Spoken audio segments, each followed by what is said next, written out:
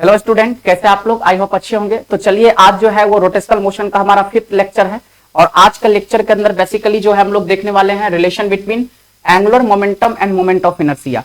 तो किसी बॉडी का जो एंगुलर मोमेंटम होता है वो क्या होता है और उसका मोमेंट ऑफ इनर्शिया के साथ क्या रिलेशन होता है। तो आज के क्लास में जो है इस चीज को हम लोग ड्राइव करके देखने वाले हैं। तो वीडियो के अंत तक जरूर बने रहिएगा, डेफिनेटली आपको बहुत ही ज्यादा बेनिफिट होगा और जो भी आपका डाउट्स है वो आज का वीडियो देखने के बाद डेफिनेटली आपका 100% क्लियर हो जाएगा। इस बात की तो मेरी गारंटी है। ओके, तो let us we can continue. देखिए, शॉर्ट फॉर्म में इसको हम लोग लिख सकते हैं relation between L and I, क्योंकि जो एंगुलर मोमेंटम होता है उसको हम लोग कैपिटल एल से इंडिकेट करते हैं और मोमेंट ऑफ इनर्शिया तो आप लोग जानते हो आई से इंडिकेट करते हैं। तो वेरी सिंपल, इस रिलेशन को हम लोग कैसे ड्राइव करेंगे, देखिए यहां पे भी वही चीज करेंगे, कार्टेशियन कोऑर्डिनेट सिस्टम लेंगे। जैसा कि आपने देखा होगा हर पास्ट 3 लेक्चर में आपने देखा होगा हर जगह हम कार्टेशियन कोऑर्डिनेट सिस्टम लेते हैं, क्योंकि कोई भी बॉडी है अगर रोटेशनल मोशन को एग्जीक्यूट कर रहा है तो कहीं ना कहीं एक फिक्स एक्सिस के अबाउट वो क्या करेगा, रोटेट करेगा। हो सकता है कभी angular velocity, that means constant angular velocity के साथ रोटेट करे, या हो सकता है कभी बॉडी को हम कांस्टेंट एंगुलर एक्सेलरेशन के साथ रोटेट कर रहे हैं।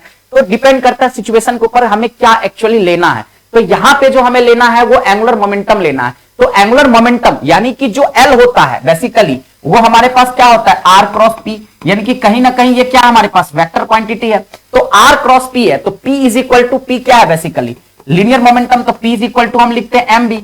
तो जैसे ही लीनियर मोमेंटम जो है product of mass and velocity, इसका मतलब जब कोई बॉडी रोटेट करेगा तो उसका वेलोसिटी हर एक इंस्टेंट पे चेंज होगा। लेकिन अगर मैं बॉडी को कांस्टेंट एंगुलर वेलोसिटी के साथ रोटेट कराऊंगा then only we can get it out the there angular momentum, यानी कि हर पार्टिकल का मुझे यहां पे क्या निकालना है, एंगुलर मोमेंटम भी निकालना है।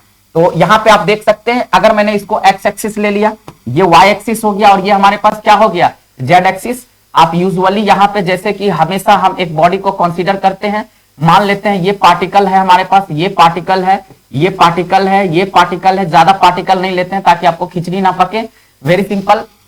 अब देखिए ये कोई भी पॉइंट है जिसके अबाउट रोटेट कर रहा है, तो यहां से जो इसका रेस्पेक्टिव डिस्टेंस है वो r1, यहां से रेस्पेक्टिव डिस्टेंस r2 और ये रेस्पेक्टिव डिस्टेंस r3, इसका रेस्पेक्टिव डिस्टेंस हमने rn ले लिया, यहां से रेस्पेक्टिव डिस्टेंस r4 और यहां से respective distance r5।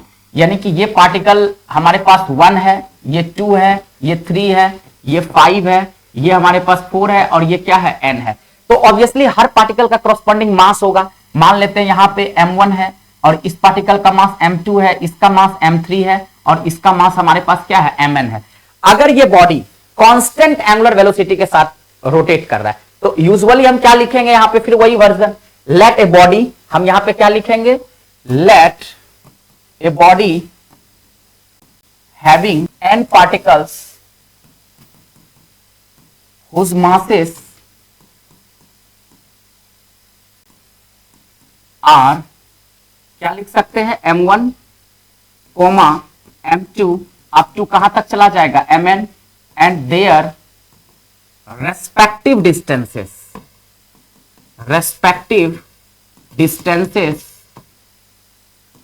From the axis of rotation. क्योंकि ये जो है ये हमारे पास क्या दे रहा है, एक्सिस ऑफ रोटेशन। ये हमारे पास यूजुअली क्या है, एक्सिस ऑफ रोटेशन। आप इसको कैसे भी रोटेट कर सकते हो, क्लॉकवाइज भी कर सकते हो, एंटी क्लॉकवाइज। आप चाहे तो हम डायरेक्शन को यूं भी दिखा सकते हैं। तो ये हमारे पास कौन सा डायरेक्शन हो गया, ये डायरेक्शन हमारे पास क्लॉकवाइज हो गया।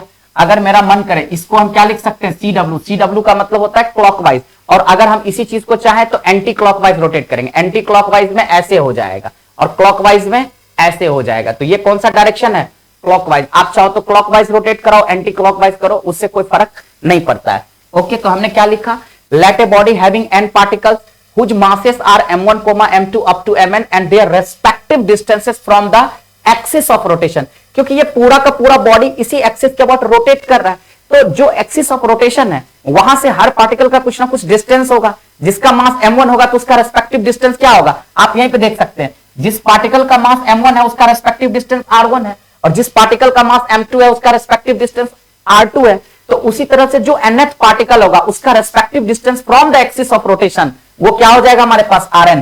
तो वही चीज मैंने लिखा हूं, and their respective distance from the axis of rotation, axis of rotation is, क्या लिख सकते हैं, r1, r2 अप टू कहां तक चला जाएगा, rn। अब यहां पे एक लाइन लिखना पड़ेगा, let the body rotates with constant angular velocity omega. इसका मतलब है जो हमारे पास ओमेगा है वो भी यूजुअली यहां पे क्या है, कांस्टेंट, यानी कि एंगुलर वेलोसिटी को हमने क्या कर रखा हूं, कांस्टेंट। तो अगर एंगुलर वेलोसिटी हमारे पास कांस्टेंट है तो मुझे हर पार्टिकल का लीनियर वेलोसिटी भी फाइंड आउट करना पड़ेगा। तो हम यहां पे लिख सकते हैं the linear velocity of each particle will be, हर एक पार्टिकल का लीनियर वेलोसिटी क्या हो जाएगा, v1 is equal to r1 omega, v2 is equal to r2 omega, और इस तरह से जो vn होगा, जो nth पार्टिकल का वेलोसिटी होगा लीनियर, वो क्या हो जाएगा हमारे पास, rn ओमेगा। अब आप एक बात बताइए, यहीं पे यूजुअली हम यहाँ पे क्या लिख सकते, चलिए ठीक है, यहाँ पे r1 omega, r2 omega, vn up to rn omega हो गया। तो अब मुझे क्या करना है, हर पार्टिकल का मुझे क्या फाइंड आउट करना होगा, एंगुलर मोमेंटम फाइंड आउट करना होगा। तो हम यहीं पे लिख सकते हैं, so the angular momentum of each particle will B, यानी कि जो बॉडी है वो कहीं ना कहीं रोटेशनल मोशन को एग्जीक्यूट कर रहा है। तो हर एक पार्टिकल का मुझे क्या फाइंड आउट करना है, एंगुलर मोमेंटम। कैसे निकालेंगे, तो पहला पार्टिकल का जो एंगुलर मोमेंटम होगा L1, और यूजुअली हम जानते हैं L1 बराबर क्या हो जाएगा, R क्रॉस P1, क्योंकि अगर हर पार्टिकल का लीनियर वेलोसिटी डिफरेंट है तो ऑब्वियसली हर पार्टिकल का मोमेंटम भी डिफरेंट होगा, क्योंकि ऑलरेडी आप जानते हो P इज इक्वल टू क्या होता है, mv, और मैंने हर पार्टिकल का मास डिफरेंट, लीनियर वेलोसिटी डिफरेंट, तो ऑब्वियसली हर पार्टिकल का मोमेंटम भी क्या हो जाएगा, डिफरेंट। और L बराबर क्या होता है हमारे पास, जो एंगुलर मोमेंटम होता है वो होता है R क्रॉस P। तो डेफिनेटली जो पहले पार्टिकल का एंगुलर मोमेंटम होगा वो R1 क्रॉस P1। तो इसको अगर मैं ओपन करेगा तो R1 इंटू P के जगह क्या लिख सकते हैं, mv, तो m1 v1। अब यहीं पे देखिए ये क्या हो जाएगा, R1 इंटू m1, और जब v1 है, v1 की जगह मैं क्या लिख सकता हूं, R1 ओमेगा, क्या लिख सकता हूं, R1 ओमेगा। तो हमारे पास देखो R1 इंटू R1 क्या हो जाएगा, इसको अरेंज करके लिखेंगे m1 R1 स्क्वायर ओमेगा। तो उसी तरह से जो दूसरा पार्टिकल होगा L2 वो हो जाएगा R2 क्रॉस P2, जिसका वैल्यू डायरेक्ट लिख सकते हैं m2 R2 स्क्वायर ओमेगा। तो उस तरह से जो nth पार्टिकल होगा उसका एंगुलर मोमेंटम क्या हो जाएगा, वेरी सिंपल, तो हम लिखेंगे Rn into Pn which is equal to क्या हो जाएगा, Mn Rn square into omega. आप यहीं पे देख सकते हैं, वेरी सिंपल। तो हम इसको क्या करेंगे, अब हर पार्टिकल का जो एंगुलर मोमेंटम हमने यहां पे निकाला, तो कहीं ना कहीं आप यहां पे देख सकते हो, अगर ये बॉडी रोटेट करेगा तो जैसे पिछले डेरिवेशन में हमने देखा था हर पार्टिकल का मोमेंट ऑफ इनर्शिया डिफरेंट था, तो यहां पे जब ये पूरा बॉडी रोटेट करेगा तो हर पार्टिकल का एंगुलर मोमेंटम भी क्या होगा, डिफरेंट होगा। तो कहीं ना कहीं पूरे बॉडी का अगर हम एंगुलर मोमेंटम निकालेंगे तो हर एक पार्टिकल का जो एंगुलर मोमेंटम है उसका सम ही हमें क्या देगा, total angular momentum of the rotating body which can execute which kind of motion, rotational motion.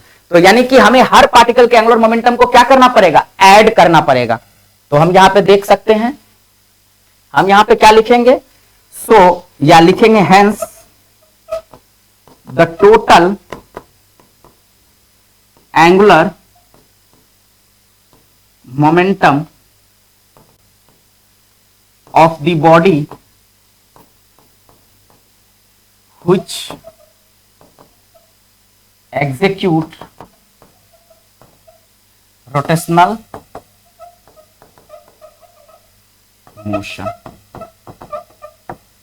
तो क्या लिखेंगे यहां पे देखिए, टोटल एंगुलर मोमेंटम हमारे पास क्या हो जाएगा, L1 plus L2 up to कहां तक चला जाएगा, Ln। So this implies L is equal to, अब यहां पे क्या था हमारे पास, आपने देखा अभी तुरंत हमने देखा ऑलरेडी कि पहले पार्टिकल का जो एंगुलर मोमेंटम है वो हमारे पास m1 R1 स्क्वायर ओमेगा और दूसरे का है m2 R2 स्क्वायर ओमेगा। तो वेरी सिंपल, हम यहां पे क्या करेंगे, डायरेक्ट L1 के जगह पे लिखेंगे m1 R1 square omega plus L2 के जगह क्या लिखेंगे, m2 R2 स्क्वायर ओमेगा।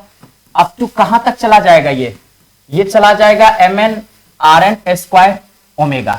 अब यहां पे आप देख सकते हैं बहुत ही सिंपल रिलेशन है, ओमेगा हर जगह पे कांस्टेंट है क्योंकि हमने बॉडी को कांस्टेंट एंगुलर वेलोसिटी के साथ क्या किया था, रोटेट किया था। तो ऑब्वियसली ओमेगा को हम क्या करेंगे, कॉमन निकाल लेंगे, तो m1 r1 square plus m2 r2 square up to कहां तक चला जाएगा, mn rn स्क्वायर।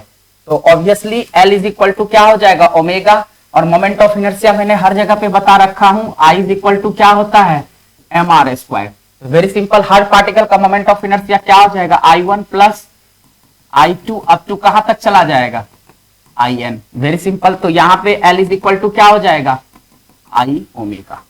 तो this is the required relation for angular momentum और मोमेंट ऑफ इनर्शिया के बीच में हमारे पास क्या आ गया, रिलेशनशिप आ गया, यानी कि L इज इक्वल टू हम क्या लिख सकते हैं, I ओमेगा।